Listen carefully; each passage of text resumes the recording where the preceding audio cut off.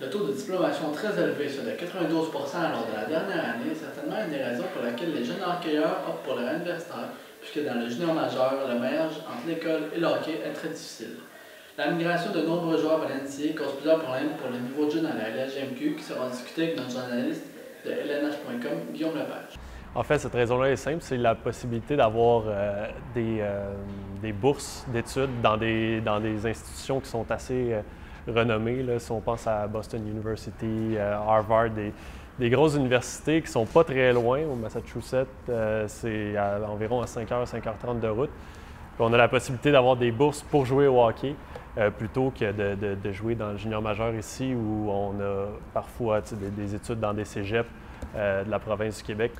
En fait, je dirais que le coût est assez similaire. Si on parle de la GMQ versus la USHL, qui est la porte d'entrée vers la NCAA, tout est fourni, la pension, l'équipement, tout ça est fourni, mais c'est la possibilité de jouer pour un circuit universitaire de renommée comme la NCAA qui vient un peu ajouter une plus-value à cette offre-là du côté américain. Donc, c'est similaire au niveau du prix, mais ce qu'on a à offrir, à mon avis, est un peu plus intéressant là, de l'autre côté.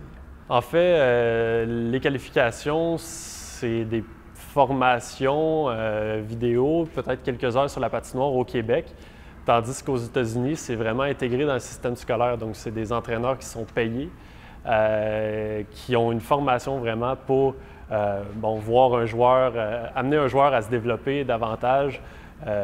Qu'un simple bénévole ici au Québec.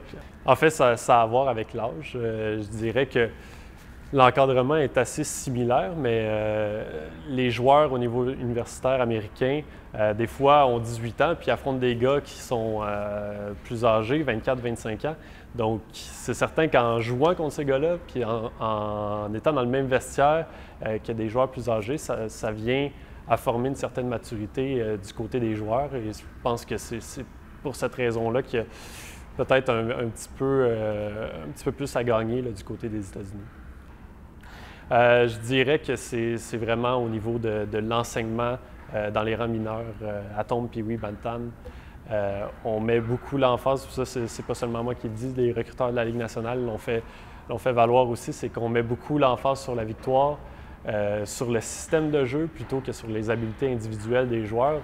Et c'est là qu'on vient perdre un peu de talent là, au niveau des jeunes qui ont ces habiletés-là, mais qui ne les développent pas nécessairement.